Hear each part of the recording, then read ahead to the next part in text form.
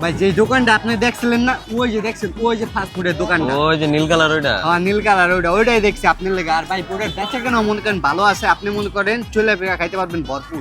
আচ্ছা ঠিক আছে, তা দাম কত ভাই? ভাই আপনি আমার ভাই ব্রাদার মানুষ বুঝছেন, আপনার লোক কি দামাদামি করবেন। আর যার দোকান ওর বাড়ি মনে করেন আমার বাড়ির পাশের বাড়ি, তো মনে করেন ভালো একটা সুসম্পর্ক। তো আমি যেরকম ওইটাই বুঝেন নাই, তো এটা আপনি যদি নেন ভাই তাহলে আপনার লেগে ভাই, আপনি আমার ভাই ব্রাদার মানুষ, 1.5 লাখ টাকা রাখতে পারবেন বুঝছেন।